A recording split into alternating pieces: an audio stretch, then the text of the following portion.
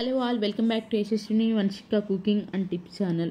White shirts ఉంటాయి కదండి, ఇలాంటి వైట్ షర్ట్స్కి కాలర్ పైన ఎక్కువ మురికి ఎక్కువ కనిపిస్తూ ఉంటుంది.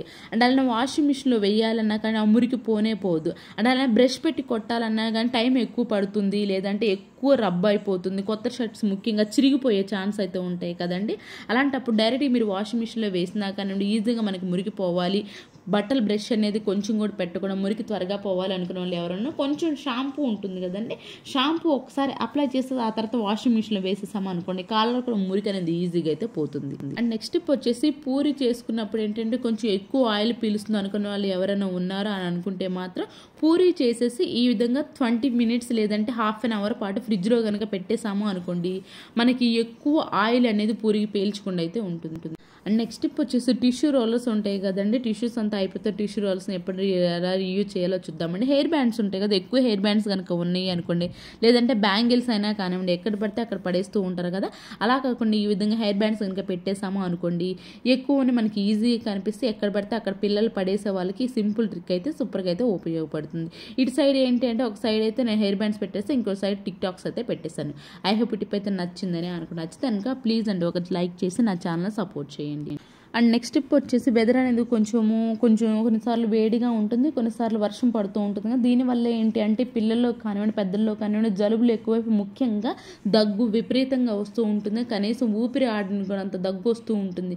మనం ఎన్ని సిరప్లు వాడినా కానివ్వండి తగ్గనే తగ్గదు. ముఖ్యంగా చిన్నపిల్లలు ఎవరైనా ఉన్నారంటే వేకువజామున ఎప్పుడైనా నిద్రపోయి వేకువజామున ఎక్కువ వస్తూ ఉంటుంది కదా, అలాంటప్పుడు సింపుల్గా మనకి దగ్గు అనేది రిలీఫ్గా ఉండాలి, న్యాచురల్గా ఎలాంటి కెమికల్స్ అలాగే సిరప్లు వాడకుండా న్యాచురల్గా తగ్గాలి అనుకునే వాళ్ళు ఎవరైనా ఉన్నారంటే చిన్నపిల్లలనే కాదండి, బట్ చిన్నపిల్లలకు 10 years అబోవ్ వాళ్ళకి కనుక ఇచ్చారు అనుకోండి, అలానే పెద్దవాళ్ళు కూడా యూజ్ చేసుకోండి.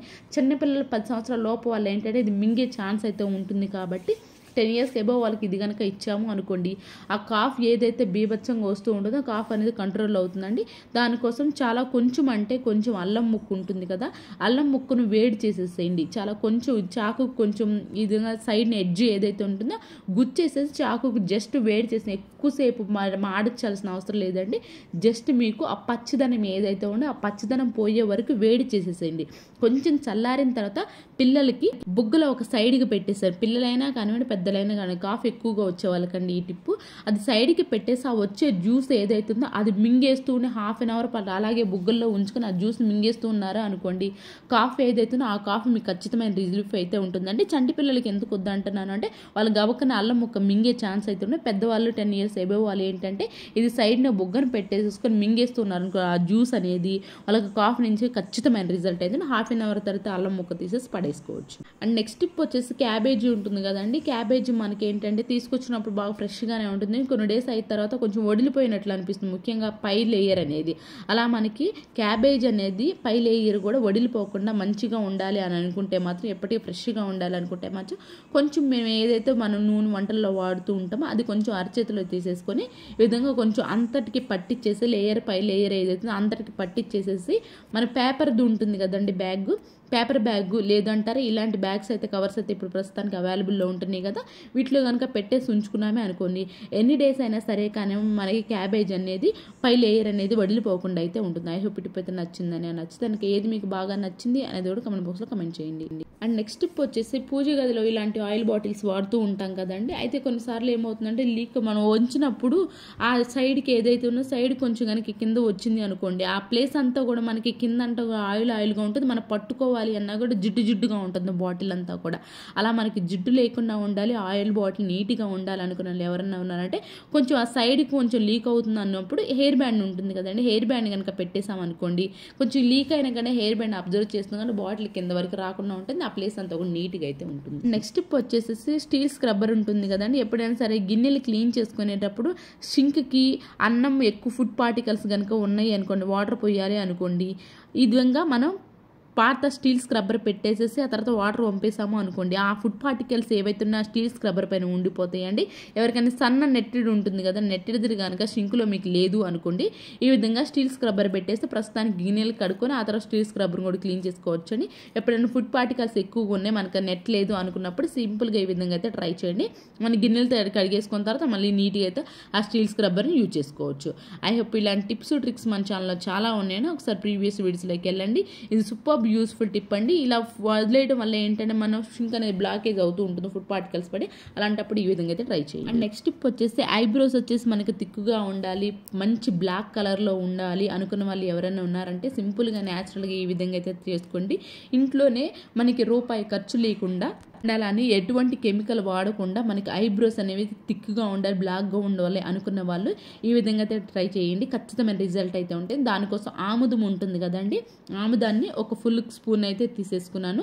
అండ్ దీంతో పాటు మనకి ఏంటంటే కొబ్బరి నూనె ఉంటుంది కదండి, కొబ్బరి నూనె అలా దాన్ని కూడా సేమ్ ఒక స్పూన్ అండి. అండ్ అలానే ఆల్మండ్ ఆయిల్ ఉంటుంది కదా, ఆల్మండ్ ఆయిల్ని కూడా ఒక స్పూన్ అయితే వేసేసాను. సేమ్ మూడు ఈక్వల్ క్వాంటిటీలో అయితే తీసేసుకోవాలండి.